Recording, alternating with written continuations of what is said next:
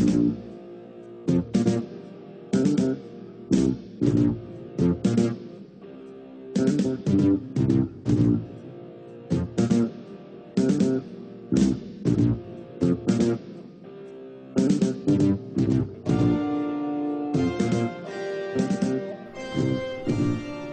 everyone, welcome back to Chaosville here on Bedmon Incorporated episode 14, and today we're looking at Factorisation, because there's a bunch of machines that we need to put together and a bunch of things that we need to do in order to get the most out of all of our stuff.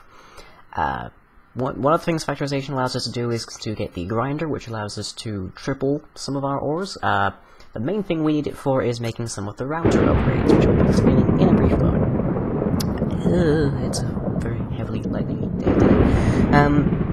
Point of note, this video is filmed directly after the last one, which is why my shirt is the same, even if I've got a different hat. I am a man of many hats, it would seem. I don't actually set out to collect them, I just seem to have ended up with them.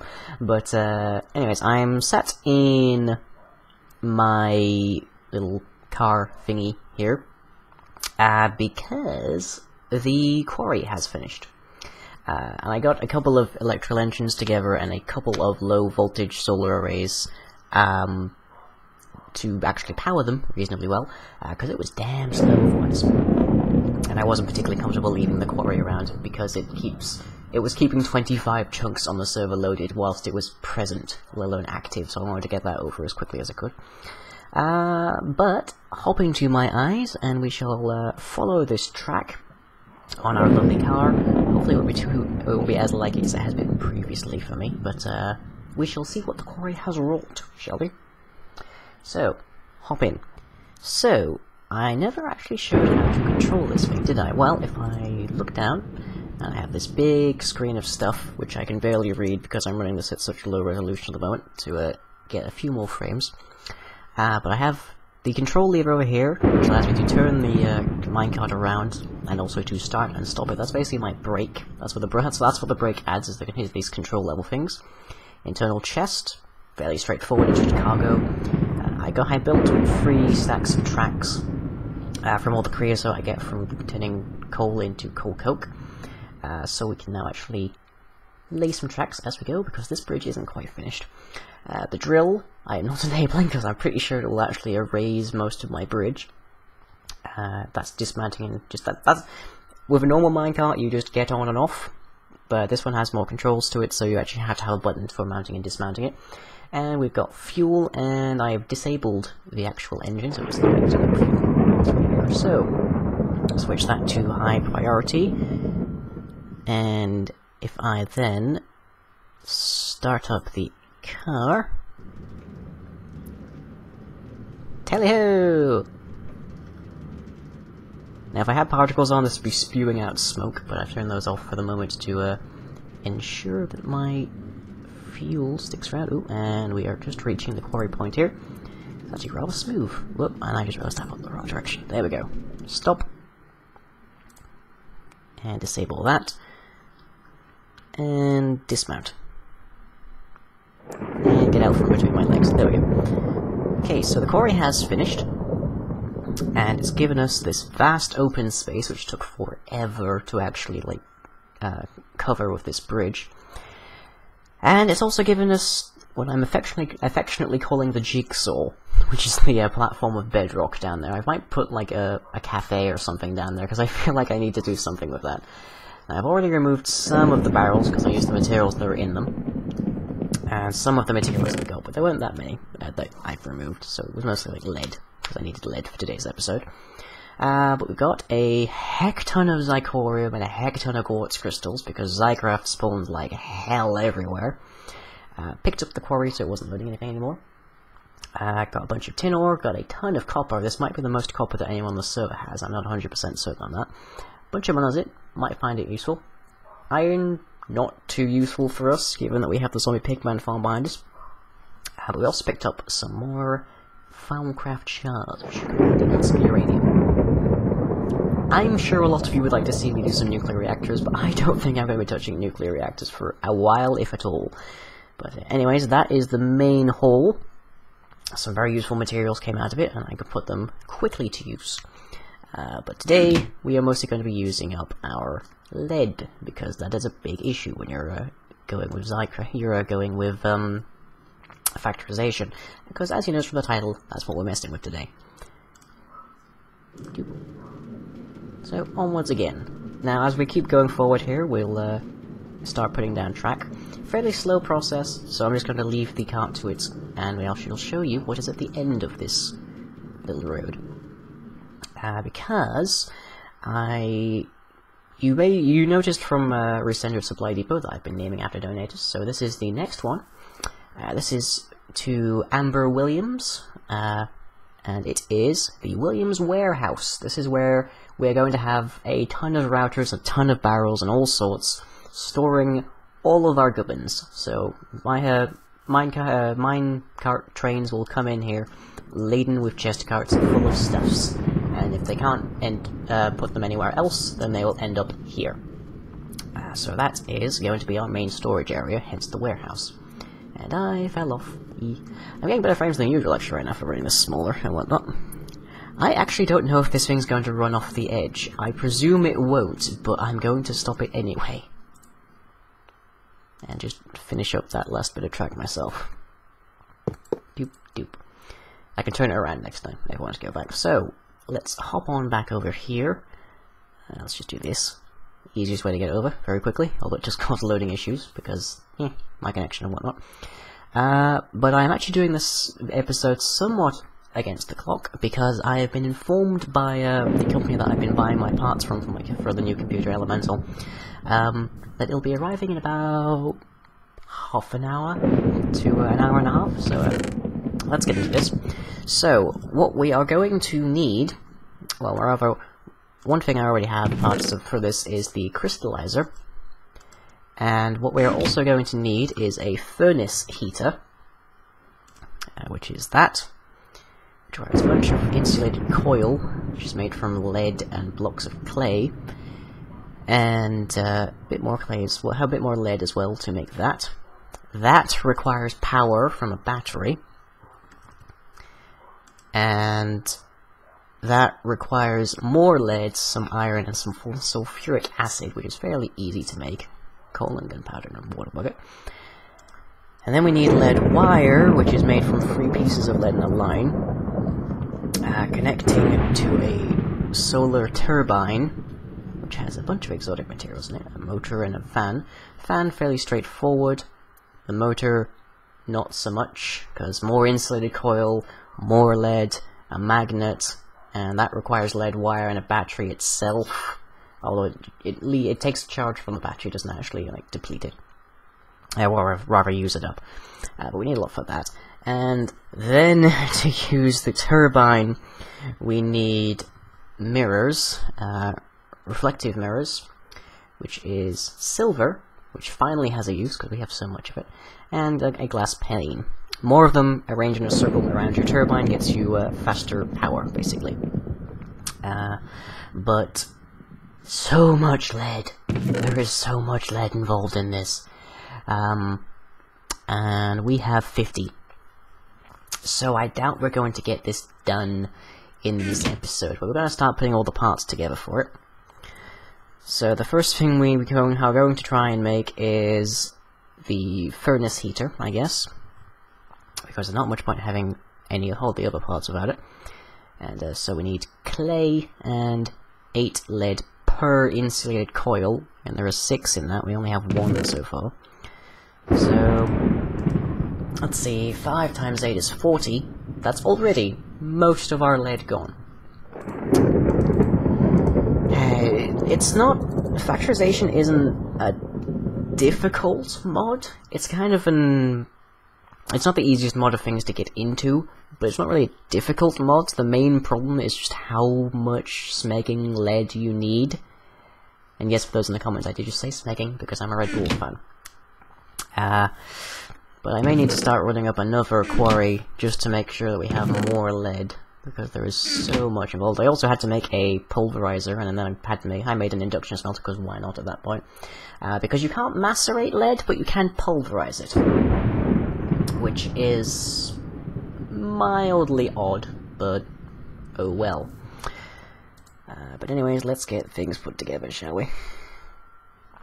Hey. Right, so we need a block of clay. Well, 5 blocks of clay. 4 blocks of clay. Is it? 8 times 5? 5, yeah. That's block of concrete. The easiest way to make blocks of clay that I'm aware of is going to be to degrade some blocks with the minium stone. So, let's just get through to that, because I used up a ton of clay making that bridge. Yeah, no, let me. Right, fine. I guess there aren't any other blocks to go. There we go. There's the clay that we need. Doop, doop, doop.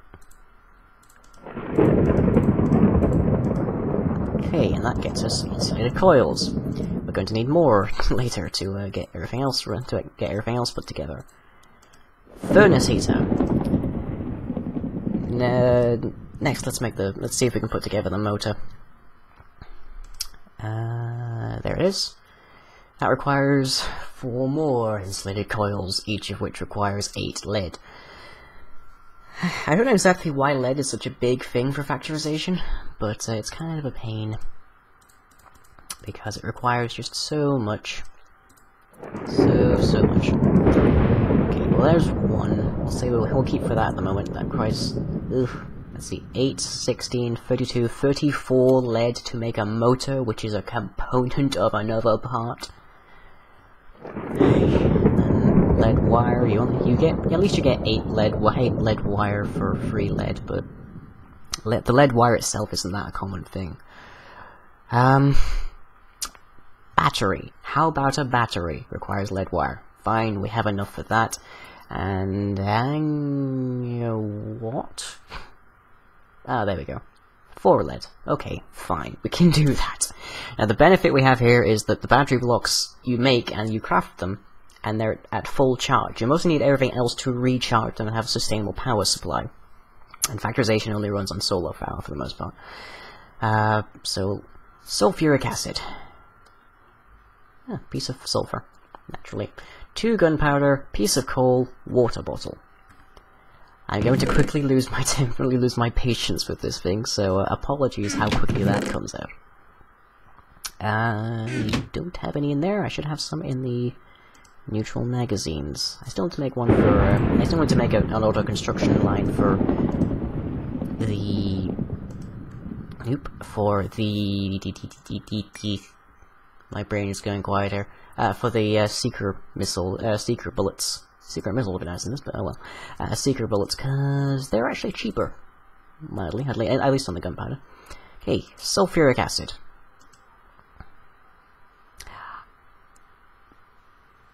I used the last of our lead in that, didn't I? Damn.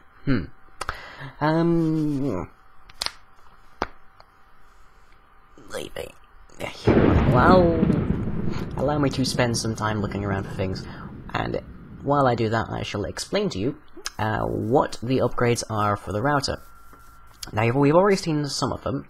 The bandwidth upgrade we have in the Outposts router, which allows the routers to shift entire stacks of objects at a time. And the... no, that's actually roughly the only ones we've used. There's also the speed upgrade, which you get when with sugar, basically. So that's one's fairly cheap. Ah, there's some lead. Well. I still have my Wraith's Eye on me, but nonetheless, let's be careful. Where has it gone? There it is. Shadow menu. Gravel. Dirt. That'll do. Stack of dirt from 1 block of clay. Going down. And it was here, right.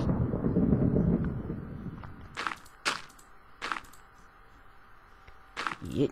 Okay, the other upgrades that we can make are things... The 2 main ones that I'm really concerned about getting are the machine filter and the item filter, and they do pretty much what the name says on the tin. The machine filter allows you to tell the router to focus on certain machines, visiting all of them or near them. And the item filter allows you to tell it to only look for certain items. So using those, we can have it... This is lead, right? Yes, good.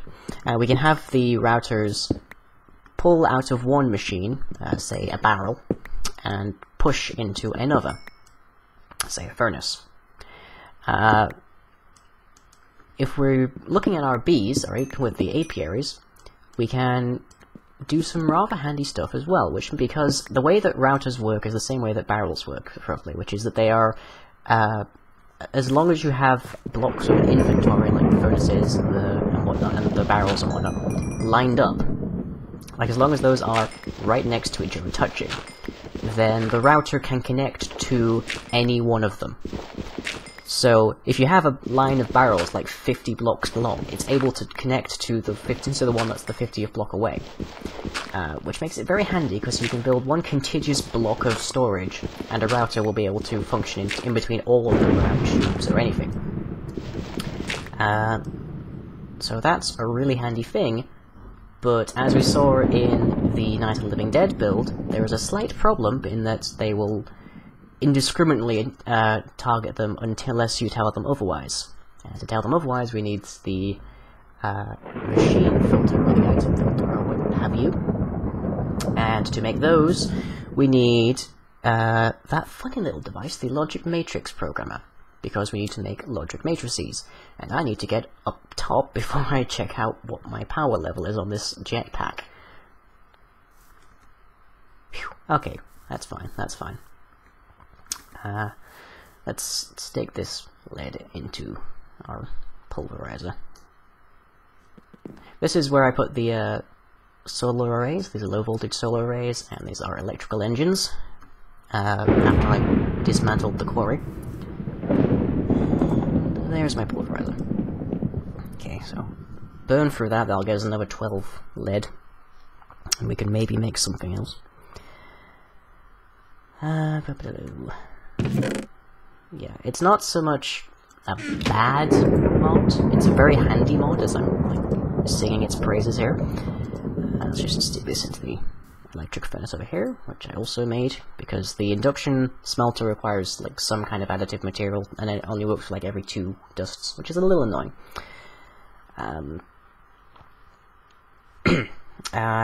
But yeah, it's not a bad mod, it's just kind of irritating in the amount of one material that you need, and the amount, like, the low levels of material that you tend to get in, like, a gigantic quarry. It's like, we covered 25 chunks with our quarry, and how much lead did we get? 25. Literally, most of that stuff is purely from the quarry. Less, if anything, because I had to bring some more in from the outpost. So, battery. That was it. 4 iron, and yeah, 4 iron, sulfuric acid, which, fun fact, you can drink, and it just takes away all of your hunger, and 4 lead. Yeah, and I have a message, but I shall check that in a moment, because we are running out of time here. So we'll get the battery put together, and I shall plonk down the furnace heater and the crystallizer. I'll explain a little bit about what they do, so that we have 100% charged battery block.